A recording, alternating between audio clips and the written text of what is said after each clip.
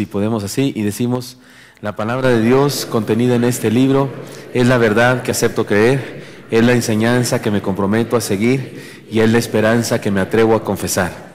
Nada me impide recibirla, nadie me evitará que la haga parte de mi vida y por ningún motivo dejaré de proclamarla. Estoy aquí para leerla, oírla y vivirla diariamente. Amén. Padre Santo, gracias por tu palabra preciosa. Señor, hoy al abrirla te pedimos que nos bendigas, que ilumines nuestra vida, Señor, con ella, que nos hables, que nos transformes un poco más. Te lo pedimos en Jesús. Amén. El final de la primera carta de Pedro, hermano, estudiamos hoy, terminamos la carta primera de Pedro y hoy leeremos la conclusión. Vamos a abordar algunos de los versículos del sermón pasado y luego nos juntamos con la doxología para encontrar una enseñanza. Gracia para toda la familia. Gracia para toda la familia. Vamos a Primera de Pedro, capítulo 5, versículos 10 al 14, a leerlo directamente. Lo tenemos, por favor, abierto. Dice así, se los leo. Primera de Pedro 5, 10 al 14. Mas el Dios de toda gracia, que nos llamó a su gloria eterna en Jesucristo, después que hayáis padecido un poco de tiempo, Él mismo os perfeccione, afirme, fortalezca y establezca. A Él sea gloria y el imperio por los siglos de los siglos. Amén. Por conducto de Silvano, a quien tengo por hermano fiel, os he escrito brevemente, amonestándoos y testificando que esta es la verdadera gracia de Dios en la cual estáis. La iglesia que está en Babilonia, elegida juntamente con vosotros, y Marcos, mi hijo, os saludan. Saludad unos a otros con ósculo de amor. Paz sea con todos vosotros los que estáis en Jesucristo. Amén. Este es el final de la carta de Pedro y tiene una enseñanza para nosotros. Gracia para toda la familia. Déjeme, me introduzco de la siguiente manera. No me hizo ninguna gracia. ¿Ha oído esa frase? ¿La ha dicho usted? No me hizo ninguna gracia, dice alguno cuando alguna cosa no le agrada. Tenemos que esforzarnos por alcanzar la gracia de Dios. ¿Ha oído esa frase? Tenemos que esforzarnos por alcanzar la gracia de Dios, dicen otros. Y lo peor de todo es que muchos, justamente por no entender el concepto de la gracia, no la disfrutan. La gracia de la que nos habla la palabra no tiene que ver con chiste. Porque qué gracioso, decimos, ¿verdad? Es que fulano tiene mucha gracia. ¿Saben la historia de aquellos que sabían tantos chistes que ya no contaban chistes, sino que les pusieron números? Sí lo saben, ¿no? Le pusieron números a los chistes, ya para no contarlos, el 1, el 2, el 3, el 4, ya nomás decían 7 y ja, ja, ja, ja, y 12 y ja, ja, y llegó uno y dijo 25 y nadie se rió. ¿Por qué no se ríe? No, es que tú no los cuentas con gracia. Algunas personas confunden gracia con gracia, porque hay gracia y hay gracia. Y esa frase de tenemos que alcanzar la gracia de Dios, la confunden con buenas obras, con un sacramento o con beneficios religiosos. No, gracia no tiene que ver con eso. La esencia del concepto gracia en la Biblia es gratis. La esencia de la palabra gracia en la Biblia es que es gratis. Se trata justamente de un regalo inmerecido de Dios a los hombres. Si alguien se esfuerza por merecer la gracia, entonces lo que recibe no es gracia, lo que recibe es un pago por su esfuerzo. Un pago por sus buenas obras. Si lo recibe por su esfuerzo, entonces no es gracia. Entonces la frase hay que esforzarnos para recibir la gracia de Dios es absolutamente un error. Porque no nos podemos esforzar para obtener la gracia de Dios, porque es gratis. Si te esfuerzas, lo que recibes es tu pago, o tus músculos fuertes porque hiciste ejercicio, llegaste temprano porque corriste, eso encuentras. Pero la gracia es justamente lo inmerecido. Cuando conseguimos algo con nuestro esfuerzo, con nuestro dinero, buenas obras o ayunos religiosos, puede ser cualquier cosa, pero no gracia. La gracia es cuando mereciendo castigo recibimos perdón. Cuando mereciendo el infierno nuestro nombre es inscrito en el libro de la vida. Cuando siendo pecadores se nos trata como a santos. Y eso solo es posible por el amor de Dios. Y la diferencia entre alguien que recibe la gracia y alguien que no es esta. Aquel que se reconoce inmerecedor, necesitado y desvalido, pero deposita su fe en el Señor, recibe gracia. Lo voy a decir una vez más, porque esto es de lo más importante de toda la Biblia. Y tan importante que se repite a menudo en la iglesia, pero por alguna razón hay creyentes que siguen creyendo algo diferente. Siguen creyendo que hay que ganarse la gracia Y si te ganas algo, no es gracia. Si trabajas mucho en el trabajo y te pagan, no es gracia, es tu trabajo. No te lo dieron por gracia. No es que es muy gracioso, el lleno de gracia, el patrón. No, si hasta te quisiera dar menos, nomás que te da eso, porque eso dice la ley. Entonces no es gracia, es lo que te mereces por tu trabajo. Pero, insisto, aquel que se reconoce inmerecedor, necesitado y desvalido, pero deposita su fe en el Señor, recibe gracia. En cambio, aquel que se cree merecedor, capaz y fuerte, y pone su confianza en su fe y sus obras, recibe orgullo religioso y ni una pizca de gracia. ¿Se acuerdan cuando Jesucristo dijo a los de los fariseos? No me quiten esta frase. Dijo a los fariseos, de cierto ya tienen su recompensa. ¿Se acuerdan eso? ¿A qué se refería? A esto justamente. Presumían de ser muy oradores. Oraban en público, en las esquinas, con palabrería y media. Se demudaban el rostro para decir, es que estoy ayunando. Es que tengo 2 días que no como. Porque qué espiritual soy. No, hombre, qué bárbaro. Chulada de chamaco que soy. Y dice Jesús, de cierto, ya tienen su recompensa. ¿A qué se refiere? ¿Qué recibieron? Orgullo, soberbia, buena opinión de la gente. Y Jesús dice, ya tienen su recompensa. Ni una pizca más tendrán. Es decir, no tendrán gracia. Insisto, aquel que se cree merecedor, capaz y fuerte y pone su confianza y en su fe y en sus obras, recibe orgullo religioso y ni una sola pizca de gracia. Dice, oiga, ¿qué no hay que poner la fe en la fe? No, por supuesto que no. Ponemos fe en Dios, no en la fe. Ponemos la fe en Dios. La fe no es una cuarta persona de la Trinidad en la cual usted y yo ponemos nuestra confianza. No, es en Dios en quien ponemos nuestra fe. No es en la fe, porque hay gente que tiene mucha fe en su fe. No, es que yo tengo mucha fe. No, qué bárbaro. O sea, adora su fe. Es que yo tengo mucha fe, dicen así, mucha en lugar de mucha, porque mucha es más que mucha. Mucha es ya muchísima. Estoy bromeando. Pero hay gente que dice eso, yo tengo mucha fe, y creen que porque tienen mucha fe son salvos. No, la fe no vale por cuánta se tiene, vale por dónde se pone. Y si te la tienes puesta en Jesús, entonces, aunque sea una pizcachita de fe, es suficiente. Pero si tienes tu fe puesta en tu capacidad de creer, entonces no sirve para nada. La gracia está reservada para los humildes, que se reconocen pobres en espíritu. ¿Se acuerdan de Mateo 5:3? Bienaventurados los pobres en espíritu, porque ellos recibirán la tierra por herencia. Y les es negada a los que presumen de santidad y de buenas obras. Es importante que entendamos esto, porque Pedro en esta palabra de despedida nos insta a experimentar la gracia de Dios. Di esta explicación, porque Pedro comienza diciendo que recibamos gracia. Analicemos las enseñanzas y aprendamos a disfrutar la gracia de Dios nosotros mismos y nuestras familias. Primera enseñanza, la gracia que da sentido a las cosas sin sentido. La gracia que da sentido a las cosas sin sentido. Está escrito mal, yo creo que yo cometí un error, pero debemos decir así. La gracia que da sentido a las cosas sin sentido. Lean conmigo los versículos 10 y 11, por favor. Mas el Dios de toda gracia, que nos llamó a su gloria eterna en Jesucristo, después que hayáis padecido un poco de tiempo, Él mismo os perfeccione, afirme, fortalezca y establezca. A Él sea la gloria y el imperio por los siglos de los siglos. Amén.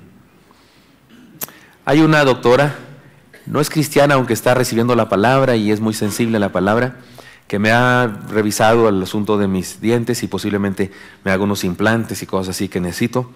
Y es una doctora que tiene fama porque no trabaja, dice ella que trabaja sin dolor.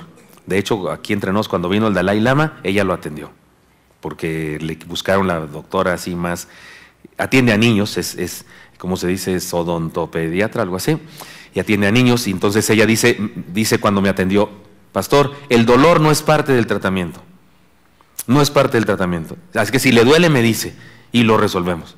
Y es bien padre, porque sí, me encanta eso, porque hay otros que me duele, aguantas tantito, ya me lo acabo, ¿verdad? Ha tenido así de dentistas de esos, pero ya me lo acabo, y siguen ahí jalándole, y uno tiene miedo de que se queden con la quijada entera, ¿verdad? Oiga, Pedro es de esos dentistas, o sea, no le hace, Les va a ir como en feria, pero después parece que dice eso, ¿verdad? Fíjese, lo vuelvo a leer.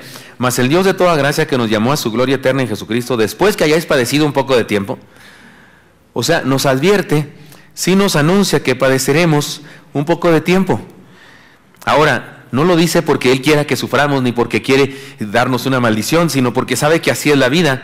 Sin embargo, nos advierte que habrá sufrimiento en la vida, especialmente porque somos cristianos, pero luego dice, pero Él mismo os perfeccione, afirme, fortalezca y establezca. Palabras preciosas que me parece que debemos estudiar.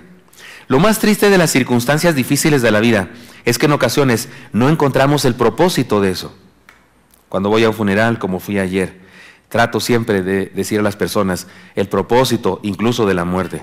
Trato de encontrarle las cosas buenas a la muerte. Ayer el sermón fue, ¿qué de bueno tiene la muerte? Y dije que hay 3 cosas buenas que tiene la muerte. Porque sufrir y luego sufrir sin propósito es terrible. De hecho, es lo más grave del sufrimiento, que no tenga propósito. La mujer que está pariendo y tiene dolor, está feliz. Y especialmente, y si no está feliz, no le hace, estará feliz al ratito. Cuando le traigan al chamaco, ¿no es cierto, mamás? ¿Cuántas aquí dieron a luz partos naturales, hermanas? Y su chamaco pesó 4 kilos y feria, Dios santo. ¿No es cierto que produce? ¿Sí les dolió, hermanas? ¿O fue así como ir por el parque? Fue así como comprarse una chapeteada en el parque. ¿Chapeteadas se llaman esas manzanas con...? ¿No se llaman chapeteadas? Pues ¿en qué idioma hablan acá? Es que en mi tierra se llaman chapeteadas. ¿Es así como comprarse una chapeteada? No. Es doloroso y algunas duraron toda la santa noche, ¿no es cierto? Comenzó el parto a las 8 de la noche y a las 7 de la mañana el otro día todavía no nacía el chamaco. Es sufrimiento, pero ¿qué pasa cuando le traen al chamaco y se lo ponen encima? No, hombre, entonces cualquier dolor tiene propósito. Pero el problema de la vida, en la vida, es que el sufrimiento no tenga propósito. Sin embargo, Pedro nos dice que por la gracia de Dios, el sufrimiento del cristiano tiene sentido, tiene propósito. Es más, tiene una función benéfica en nuestra vida. Vamos a ver las funciones o el beneficio de nuestra vida. Se trata de un camino en pos de un llamado.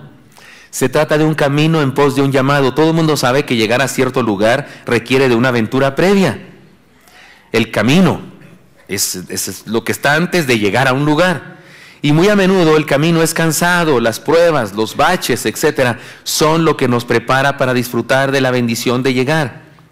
No se disfruta de la cumbre de la montaña sin las pruebas de la subida de la cuesta, ¿no es cierto? La vida es un camino y debemos aprender a caminar con propósito. Ahora que fuimos a China, ustedes saben que fuimos allá con nuestros hermanos, resulta que pues Eli leyó un libro o 2 libros en el camino, es un devoralibros y se leyó un libro justamente sobre ese país, porque quería aprender todo, él nos explicaba ya muchas cosas, pero la mayor parte del tiempo durmió, especialmente en el viaje, porque viajamos de aquí a Estados Unidos, a San Francisco, y luego de ahí para allá, de aquí para allá 5 horas, y luego de ahí 12 horas hasta allá. Pero mi esposa sí se la pasó dormida, me está viendo y me va a regañar, pero ella se la pasó dormida. No se despertaba más que cuando yo la despertaba, cuando nos traían la comida.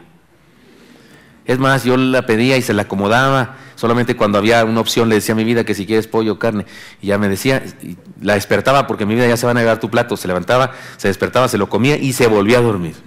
Ella dice que no sufrió el viaje. Yo no quepo en los aviones ni en ningún lado, y entonces no puedo dormir bien. De repente me dormitaba, pero la verdad no dormí nada. Y sí, es cansado. Bueno, pero escribí muchos sermones y leí muchas cosas y devocionales y escribí correos porque había internet en el avión y cosas de esas. Y entonces, pero lo más maravilloso, ¿no? Llegar allá y ver a nos esperaba la hermana Rocío y su bebito. El hermano me andaba en otro aeropuerto porque su avión se había ido para otro lado, porque compraban boletos diferentes y había una situación ahí complicada. Pero eso de verles y ver al pequeñito que nos quiso mucho y lo queremos mucho, es lindo.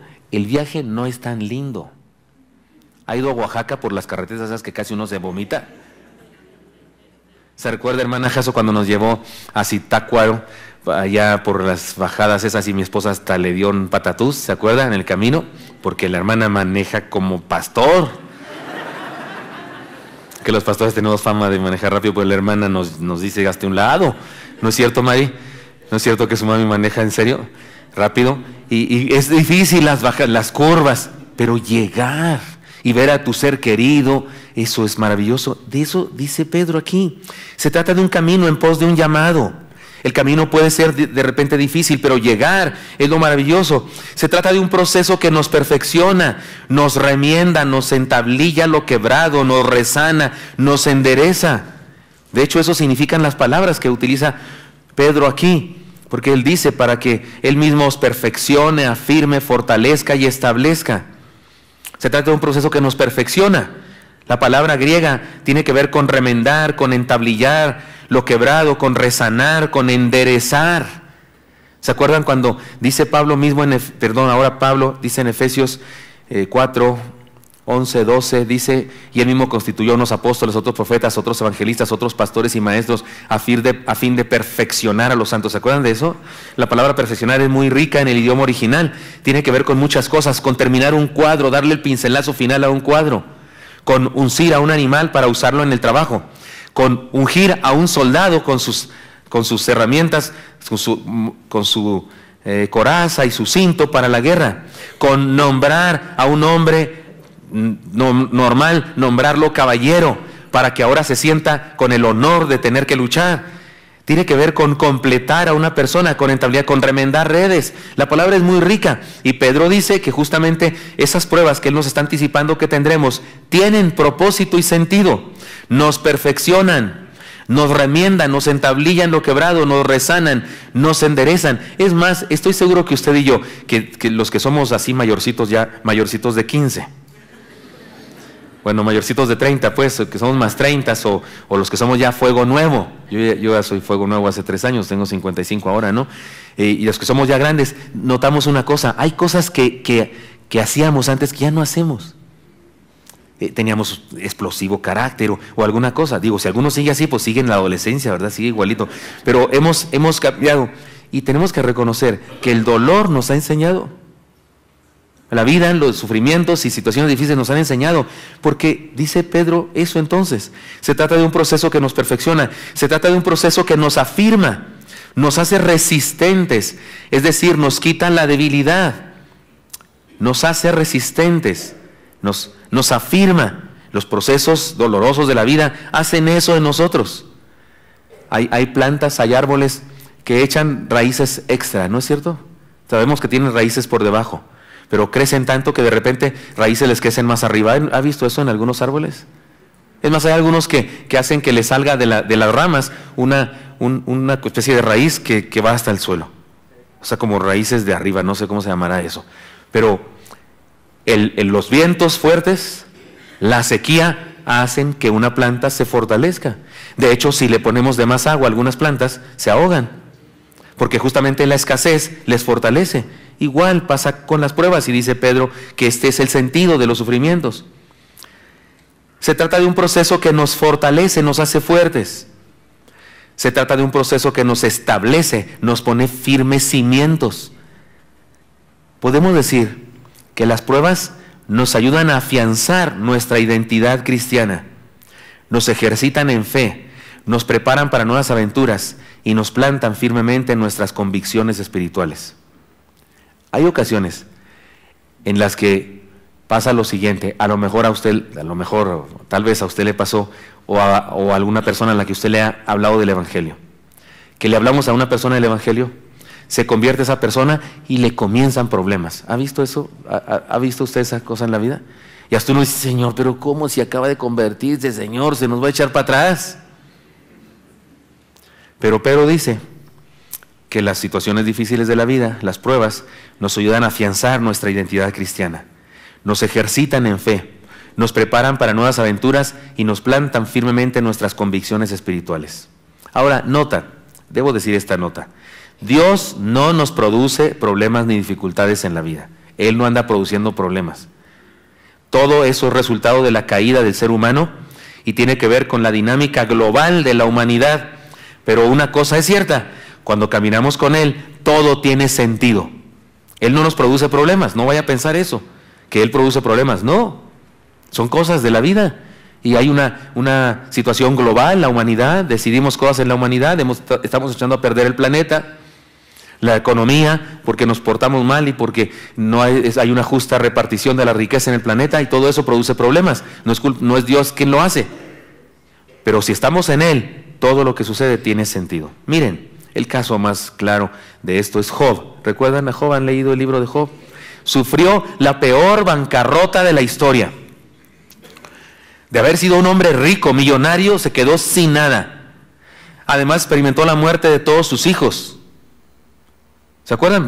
Venían los criados y le decían, vinieron los ladrones, nos robaron todos tus camellos y a todos tus criados los mataron, solo yo he quedado para darte la noticia. O sea, como tampoco ese debió haber quedado para que ni me avisaran, pero perdió todos los camellos, todas las vacas, todas las ovejas, todo, y de pilón todos sus hijos, murieron todos sus hijos. Solo le quedó la esposa, y alguno dirá, ¡qué bendición! Pero aunque sí fue bendición, la esposita fue la que le dijo, pues suicídate.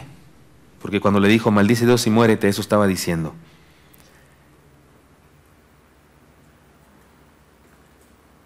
Por si fuera poco, adquirió una terrible sarna que en su época era imposible quitar. Y a pesar de todo ello, mire lo que dice la Biblia de este precioso hermano nuestro. Dice, en todo esto, lean conmigo, en todo esto no pecó Job, ni atribuyó a Dios despropósito alguno. Y debo decirles que en aquella época, en la teología de aquella época, mucho más claramente que nosotros, entendían que todo lo que pasaba en el mundo era cuestión de Dios. Ellos sí, los del Antiguo Testamento, los hombres del Antiguo Testamento, ellos sí pensaban que todo, incluso lo malo que pasaba, Dios lo hacía. Porque tenían un concepto de la soberanía de Dios muy fuerte. No entendían el asunto de la libertad del hombre y de la voluntad permisiva de Dios que permite al hombre que actúe y que haga cosas. Ellos pensaban que todo lo que pasaba, Dios lo hacía. Y dice el texto que no pecó Job, y no atribuyó a Dios despropósito alguno. ¿No es genial esto? Nunca le dijo a Dios, Señor, esto que está pasando no tiene propósito. No, nunca atribuyó a Dios despropósito alguno. O sea, siempre sospechó, algo trama Dios. Si me está permitiendo vivir esto, algo quiere hacer. Algo está planeando hacer en mi vida. Algún beneficio me quiere dar. Qué tremendo. Jamás dijo, esto que me pasa no tiene sentido. De hecho, es impresionante la manera como reaccionó ante sus desgracias. Aún antes de que dijera ese texto, mire cómo dice este otro texto. Entonces Job se levantó y rasgó su manto y rasuró su cabeza y se postró en tierra y adoró y dijo, lean conmigo, desnudo salí del vientre de mi madre y desnudo volveré allá. Jehová dio y Jehová quitó. Sea el nombre de Jehová bendito. Y usted y yo nos roban algo y malditos estos, ¿y por qué? Y casi nos morimos. O perdemos alguna cosa y estamos renegando y nos peleamos con la esposa, con el esposo, con los hijos, maldecimos la mascota, la pateamos. Porque nos robaron, porque perdimos una cosa, un negocio. Dios santo, y este tipo, todo su ganado, toda su riqueza, ni un peso en el banco. Se quedó como en las películas de Viruta y Capulina, adentro de un tonel. ¿Se acuerdan de eso? Como el Chavo del Ocho, adentro de un tonel. Todos sus hijos murieron. Sarna en su cuerpo. Y luego dice, Jehová dio, Jehová quitó. Esto en realidad lo dijo cuando perdió toda su riqueza y sus hijos. Sea el nombre de Jehová bendito de ahora y para siempre. Siempre. Es decir, ahí está el texto. Podemos decir que enfrentó el dolor con la fe puesta en Dios y con la esperanza de su restauración. Por cierto, hay que decirlo, al final de su historia se nos dice esto, se los leo. Y bendijo Jehová el posterior estado de Job, más que el primero, porque tuvo 14,000 ovejas, 6,000 camellos, 1,000 yuntas de bueyes y 1,000 asnas, y tuvo 7 hijos y 3 hijas. Llamó el nombre de la primera Gemina, el de la segunda Cesia y el de la tercera Keren Japuc. Y no había mujeres tan hermosas como las hijas de Job en toda la tierra, y les dio su padre herencia entre sus hermanos. Después de esto vivió Job 140 años y vio a sus hijos y a los hijos de sus hijos hasta la 4ª generación. Y murió Job viejo y lleno de días. O sea, si alguien se iba a quedar con la historia de que, a ver, pastor, pero cuénteme todo, ¿qué pasó? Pues al final fue más rico que al principio. No estoy diciendo con eso que usted va a ser más rico que antes o lo que sea, pero estoy diciendo que cuando sufrimos con propósito, cuando sufrimos con sentido en la vida, el Señor promete darnos victoria. No busquemos el sufrimiento, no se trata de eso, no va a salir usted ahorita aquí hacia que me atropellen para que luego venga Dios y me haga rico. No busquemos el sufrimiento, pero enfrentémoslo con sentido cuando lo tenemos, que es fácil tenerlo, hay sufrimiento en la vida. Pero enfrentémoslo con sentido y con la esperanza de crecer, porque recuerde, tiene propósito. Primera enseñanza entonces, la gracia que da sentido a las cosas sin sentido. La gracia que da sentido a las cosas sin sentido. Así debe decir, hermano, allá arriba. Segunda enseñanza, la gracia que da seguridad en medio de la inseguridad. La gracia que da seguridad en medio de la inseguridad. Lean conmigo la siguiente parte del pasaje, por favor. Por conducto de Silvano, a quien tengo por hermano fiel, os he escrito brevemente, amonestándoos y testificando que esta es la verdadera gracia de Dios en la cual estáis. He notado que casi todos los políticos leyeron el mismo libro de superación personal o fueron a la misma conferencia de superación personal. Porque todos usan una frasecita que está por ahí, que se ha convertido en un lugar común cuando quieren decir en sus discursos alguna cosa con mucha veracidad o autoridad. Incluyen dos palabras. Estoy convencido de... ¿Ha oído esa frase? La dice, yo creo que leyeron el mismo libro, lo repartieron ahí en la cámara o algo así, o en Los Pinos lo repartieron a todos y todos leyeron el mismo libro, que hay que decir cosas, que estoy convencido. Y entonces se la pasan diciendo eso, estoy convencido, de manera que según ellos dan seguridad a los cuando nos están diciendo una cosa. El problema es que muchos de ellos están convencidos de que se está ganando la batalla contra el narcotráfico, o están convencidos de que el desempleo está siendo abatido, y pues nosotros estamos convencidos de que ellos nos están mintiendo. Pero ¿ha notado eso? Que te dice, estoy convencido de que no sé qué. Sin embargo, creo que se usa esa frase porque la zozobra, la inseguridad y la duda hacen que las dificultades se conviertan en un asunto insoportable y por eso tienen que darnos esa seguridad. Podemos incluso aplicar esa frase que dice, dime de qué alardeas y te diré lo que no eres o de qué careces, ¿verdad? ¿De qué careces? Es decir, cuando la cosa está tan... hay que dar seguridad, entonces hay que decirlo así, estoy convencido, y mientras más autoridad le pongas a las palabras, más convences. Los cristianos a los que Pedro estaba escribiendo estaban sufriendo persecución. Y es probable que algunos de los cristianos que estaban siendo perseguidos habían llegado a preguntarse, ¿estamos creyendo lo correcto? Ándele, ahí vamos. ¿Estamos creyendo lo correcto? ¿Nuestra fe será verdad? ¿Hicimos lo correcto al rechazar nuestra religión anterior? Creo que a algunos cristianos en nuestro tiempo también nos pasa eso de repente. ¿Estaré en lo correcto? Me parece que es señal de una vida cristiana de inicio, pues, de bebé. Me pregunto, ¿será esto correcto? ¿Habré hecho bien? Pedro quiere que ellos estén no solo convencidos, sino ciertamente seguros de que aquello que han creído es la verdad. Pedro desea darle solidez a su experiencia de fe y para lograrlo, además de todo lo que ya les ha dicho en esta carta, les da dos argumentos más, pero déjenme leer una vez más las palabras de Pedro. Por conducto de Silvano, un hermano, así se llamaba, qué remedio, a quien tengo por hermano fiel, os he escrito brevemente, amonestándoos y testificando que esta es la verdadera gracia de Dios en la cual estáis. ¿Se da cuenta? Como si dijera, estoy convencido de que están en lo correcto. Les quiere dar seguridad y le da dos argumentos más, además de los que ya ha dado. Su propia experiencia y la experiencia de otros hermanos. Su propia experiencia de Pedro y la de otros hermanos. Les dice, yo estoy seguro, es cierto que están en lo correcto.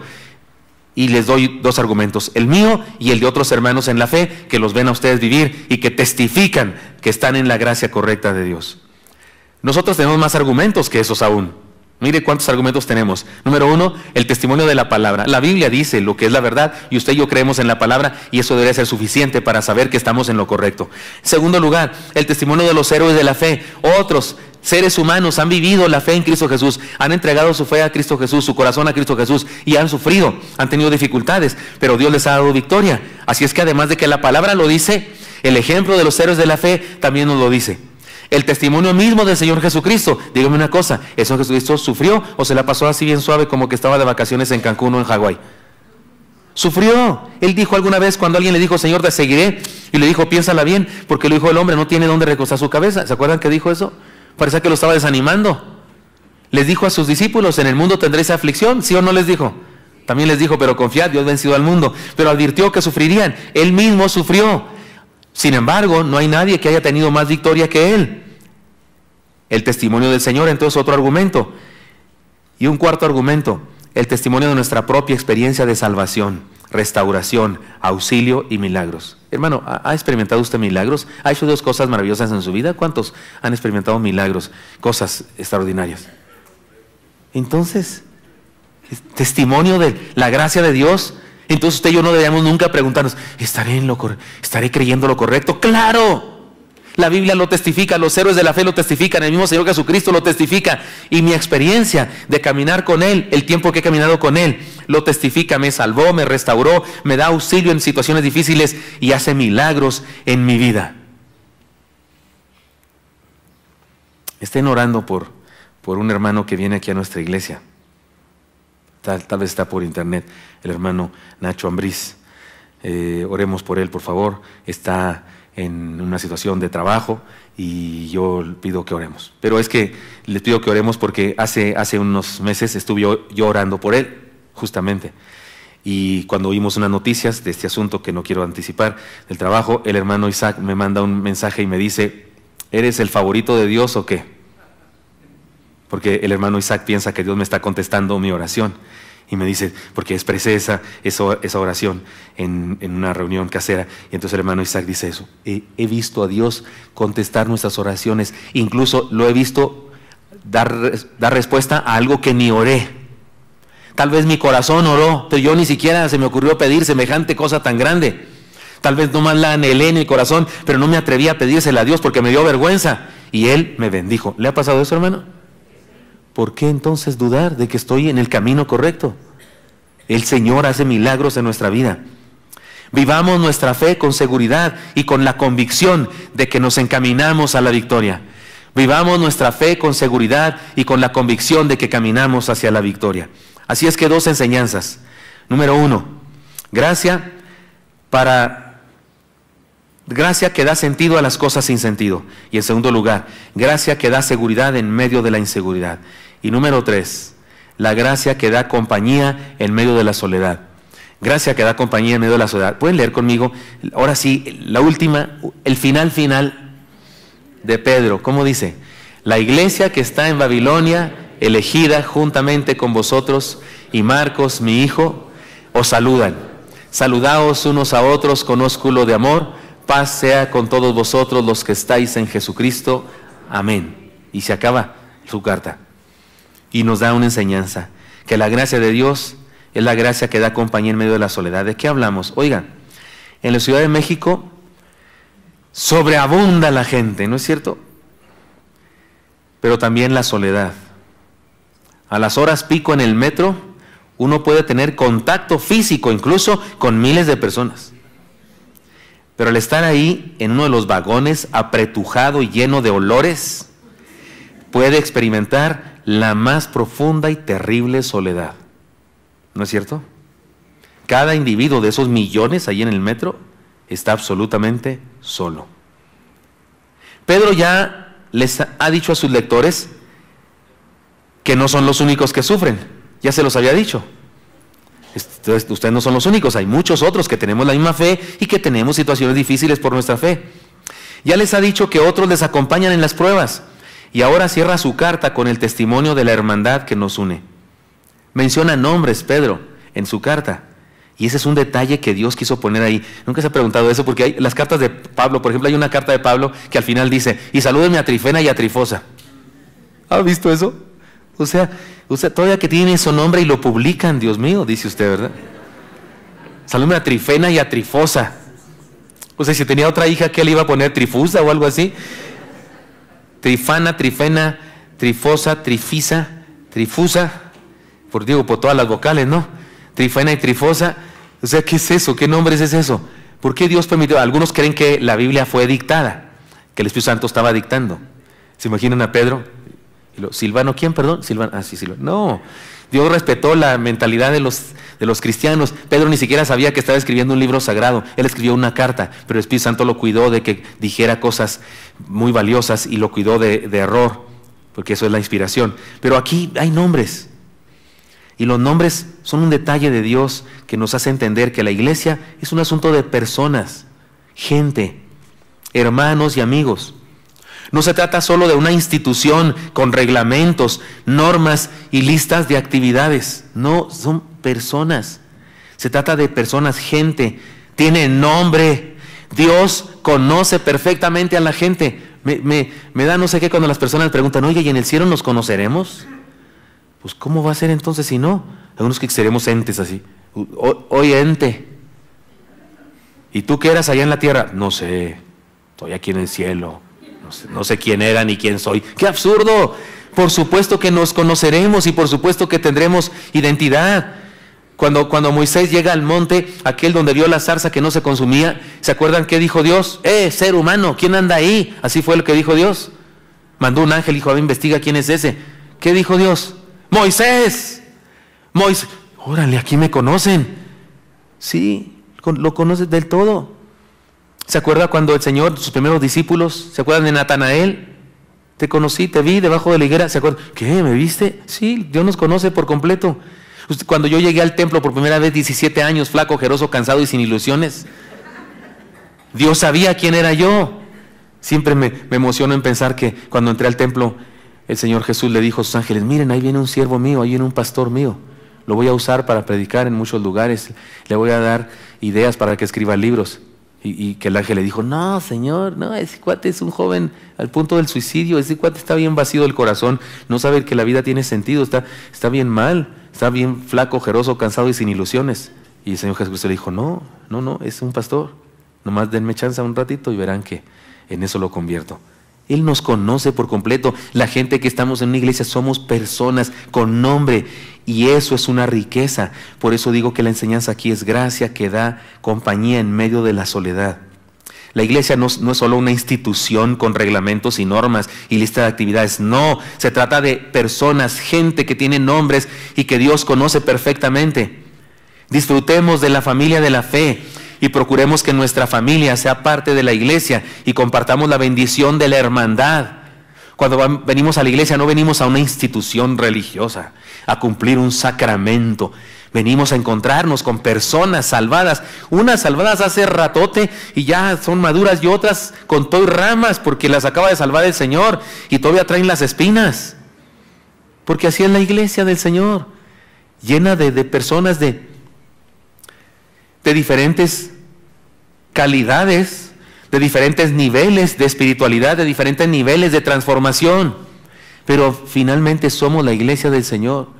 Hoy si aprendiéramos eso todos, si todos entendiéramos eso, porque ciertamente en la iglesia hay situaciones difíciles, hay problemas, también hay gente que hace caras, también hay gente que te barre. Los jóvenes dicen eso, barrer, ya entendí que es escanear. O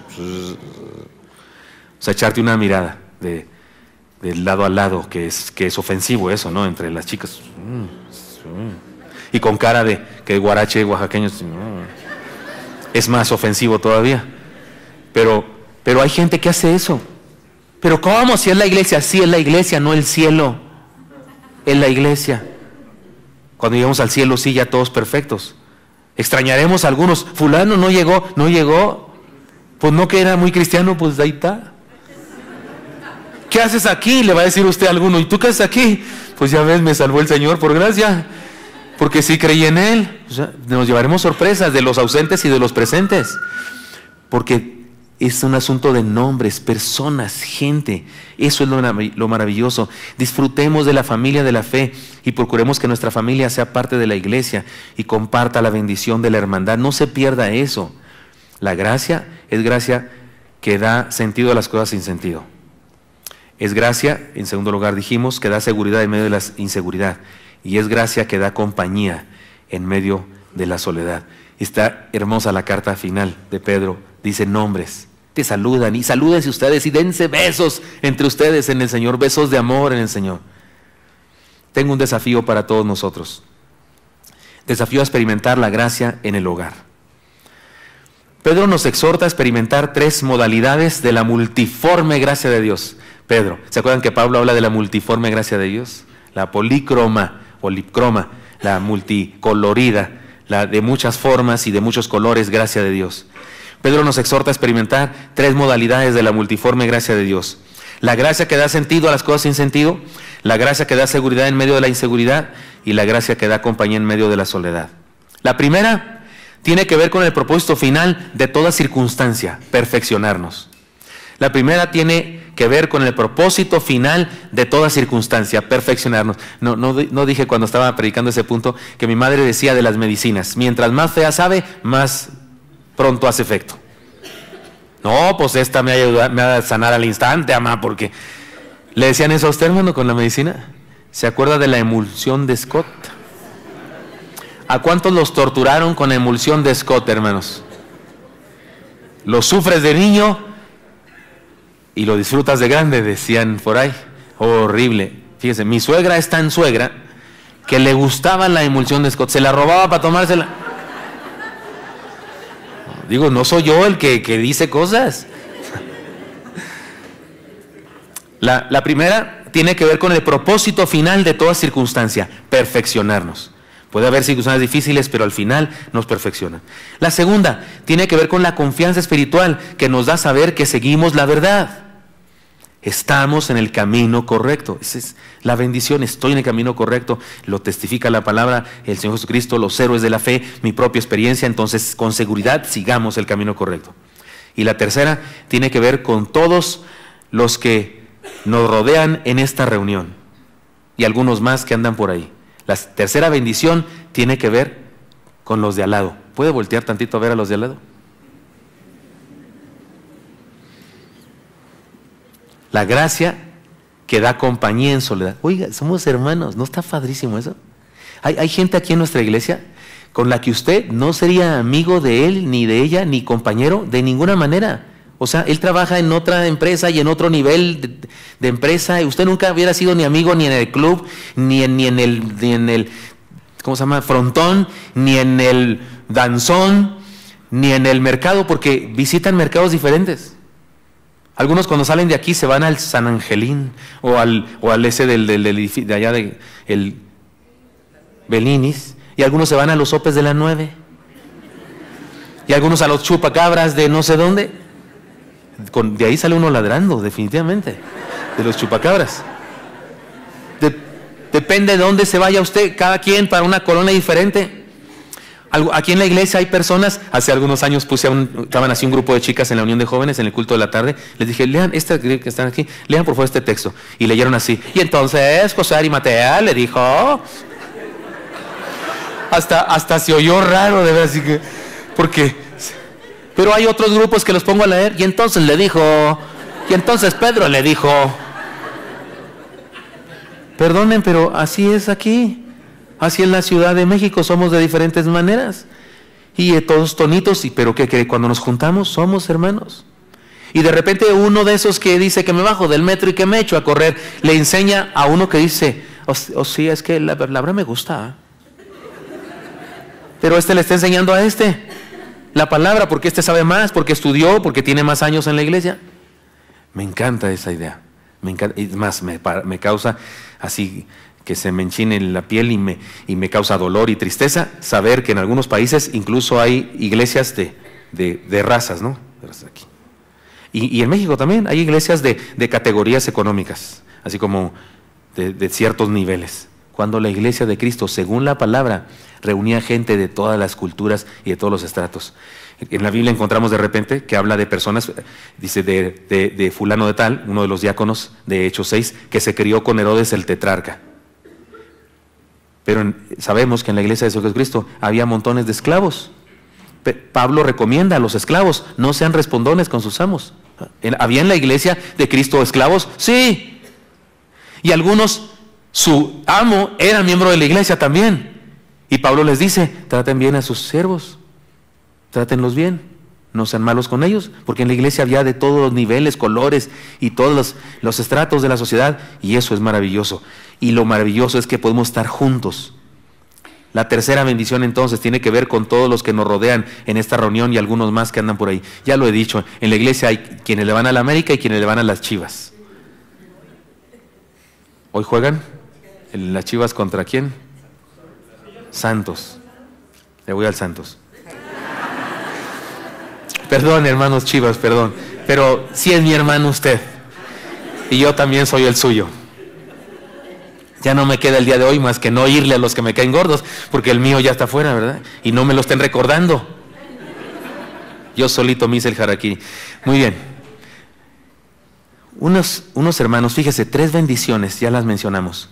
Unos hermanos de aquí de Oreb me contaron esta historia. Varias familias fueron a un buffet muy costoso para comer. Usted sabe, ahí se paga por entrar. Y se atasca usted.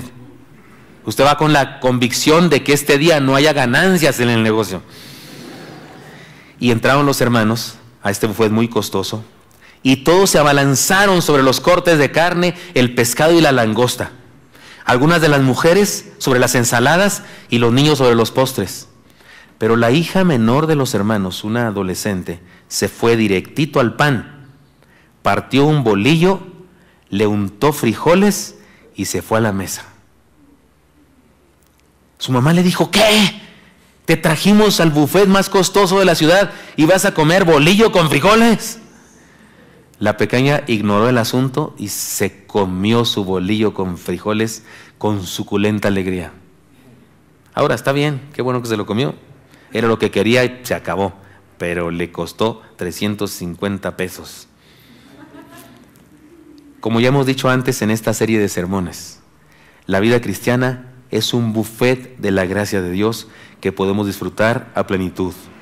No hay razón para que ni nosotros ni nuestra familia muramos de hambre espiritual. ¿Estoy hablando claro? Nos trae, Señor, a un buffet y algunos están comiendo pan con frijoles. Ahora, los pan con frijoles son riquísimos, no sé si a usted le gusta, pero a mí me encanta. Digo, quesito y salsita le faltaba, pero eso ya es el gusto de cada quien. Pero en cuestiones espirituales, Dios nos trae a la vida y a la iglesia a disfrutar de un buffet. Gracia que da sentido a las cosas y sentido. Gracia que nos da seguridad en medio de la inseguridad. Y gracia que nos da compañía en medio de la soledad.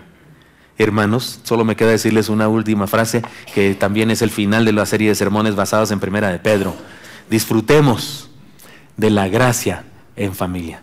Disfrutémosla cada uno de nosotros y hagamos lo que sea necesario para que nuestra familia también disfrute la gracia de Dios. Esta multiforme gracia de Dios, que hoy solo hemos visto 3 formas de la gracia de Dios, que da sentido a las cosas sin sentido, que nos da seguridad en medio de la inseguridad y que nos da compañía en medio de la soledad que hay en este mundo. Señor Santo, gracias porque me das permiso de predicar a mis hermanos y porque hemos terminado esta carta de tu palabra, Señor, y estas enseñanzas valiosas de Pedro. Gracias, Señor.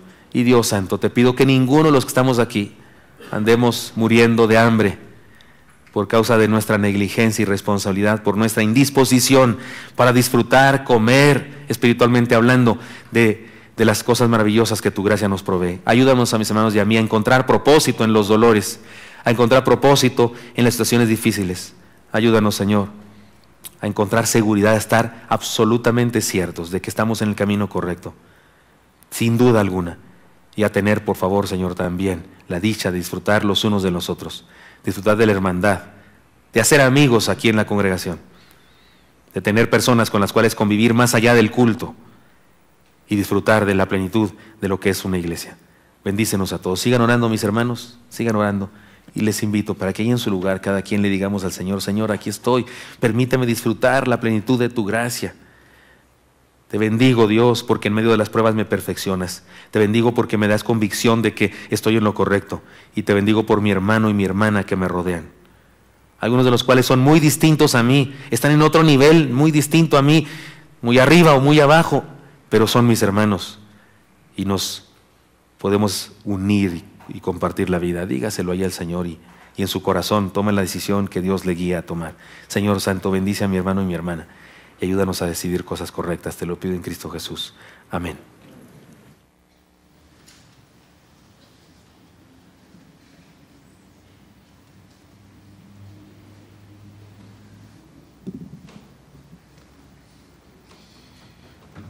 Alabanza y magnificencia delante de él, poder y gloria en su santuario. Tributad a Jehová, oh familias de los pueblos, dad a Jehová la gloria y el poder.